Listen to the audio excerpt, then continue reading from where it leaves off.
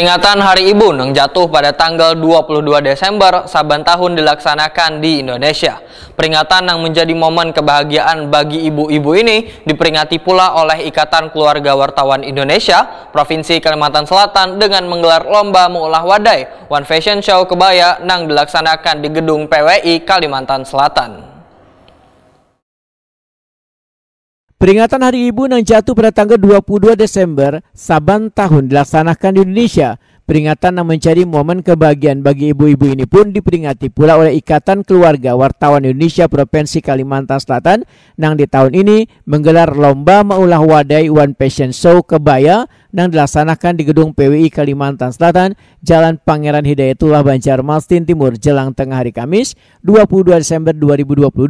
Masing-masing peserta berusaha memberikan yang terbaik. Salah satunya wahai menampilkan wadai nang bahannya dari gumbili dengan biaya kada boleh lebih dari Rp30.000. Berbagai macam ide kreatifnya tertuang ke dalam rasa wan tampilan wadai supaya menarik perhatian juri. Ketua IKWI Kalimantan Selatan Minarni Wahetakuni Primatipi memedahkan kegiatan ini dalam rangka memeriahkan Hari Ibu serta untuk mengapresiasi jasa wan pengorbanan seorang ibu terutama dalam merawat keluarganya. Dipilihnya bahan gumbili, gasan lomba mengolah wadai ini menurut Minarni adalah untuk menciptakan wadai tradisional kemudian diolah secara unik wan menarik.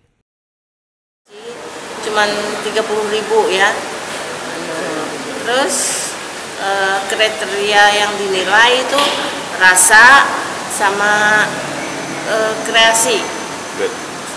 Bahannya apa aja? Iya, bahan dari singkong atau ya? ubi gitu. Bahan utamanya itu. Yang jelas modalnya dibatasi ya? Iya, dibatasi cuma 30.000. Kenapa Bu bisa singkong yang menjadi tujuan untuk wadai-wadainya? Itu tradisional ya.